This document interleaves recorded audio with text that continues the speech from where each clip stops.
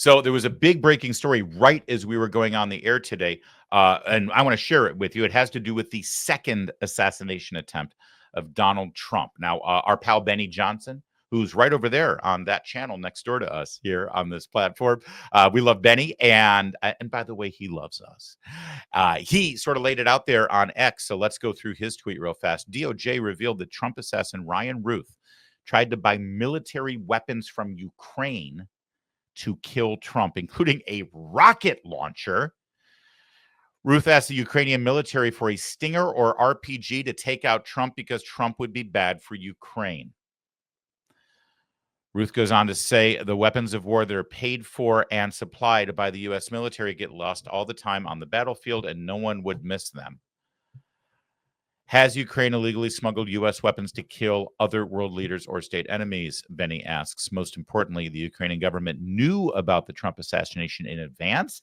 Did they warn anyone? This is absolutely massive, and it is. Let's look at the actual filings here from this morning. The court should admit Ruth's August 2024 attempt to acquire anti-aircraft weapons as direct evidence of his assassination attempt. That month, Ruth sought to purchase the devices online from an associate Ruth believed to be a Ukrainian with access to military weapons. A reading on, quote, send me an RPG, rocket-propelled grenade, or Stinger, and I will see what we can do. Trump is not good for Ukraine.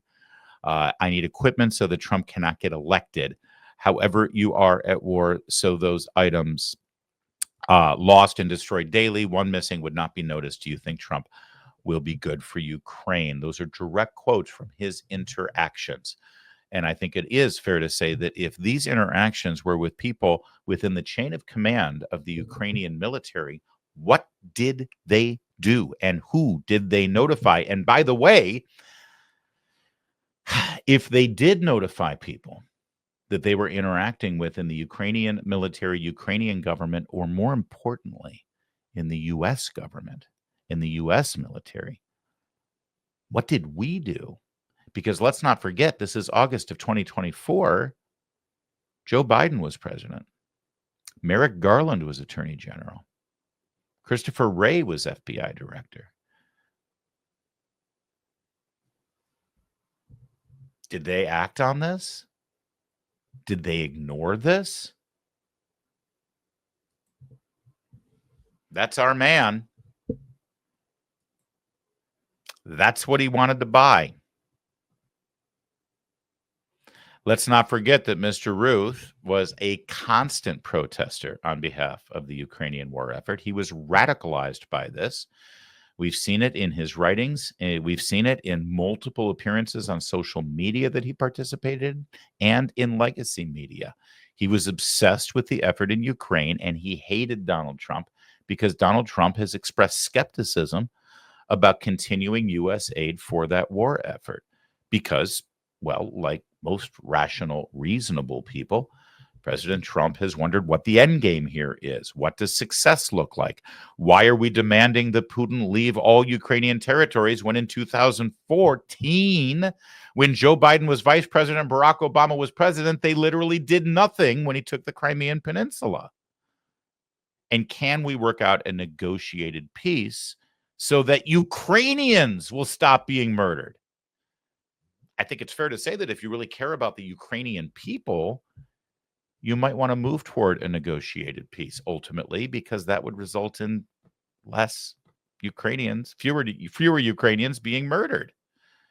But this guy, he was obsessed by this. We have more than enough paper trail.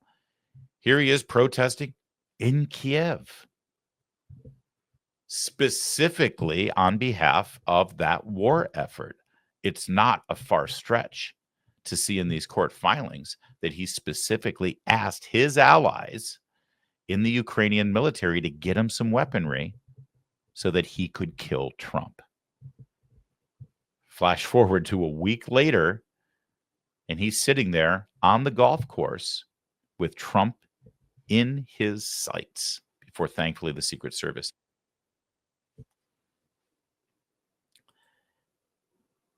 Just to remind you, this is Ryan Ruth at the time when legacy media like Newsweek was just more than happy to interview him to try to bolster the war effort in Ukraine.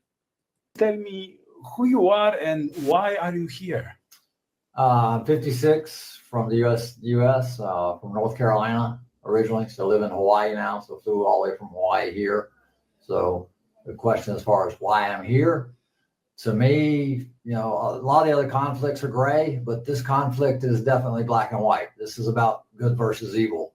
This is a storybook. Any movie we've ever watched, this is definitely evil against good. I mean, we're battling a situation here where the Ukrainians and the rest of the world are caring and kind and generous and unselfish and take care of one another. And it's just a matter of, we need to stand up for that. That is the most important thing in the world, is just to show human beings that we're kind and we're caring and that we take care of one another and that the world is united so that we feed each other and make sure that, we all move forward as one collective whole unit. So, we feel the pain of one country's failure and their conflicts, and we enjoy the successes of other countries that are doing good, and we all work together. And for some reason, Russia does not grasp this concept that we're all one unit, and we have to get along and work together and be normal human beings. This is 2022. We have to work together. It seems asinine that we have a leader in a country that does not understand the concept of being unselfish and being generous and being kind and just the basic moral values that are required by human beings these days. Yeah, basic moral kindness. So I'm going to assassinate the guy with a rocket launcher or a propelled grenade launcher. That's the latest on this assassination attempt of Donald Trump by this guy, who was, of course, a great spokesman for the Ukrainian war effort. There's more to come on that story in Pulling Threads. And by the way, I'd love to see some revelations about that first assassination attempt, the one that actually drew blood. Why do we still not know much about that guy or who he was talking to? Well, as soon as we find out, we'll let you know. But keep that space open and keep watching our show.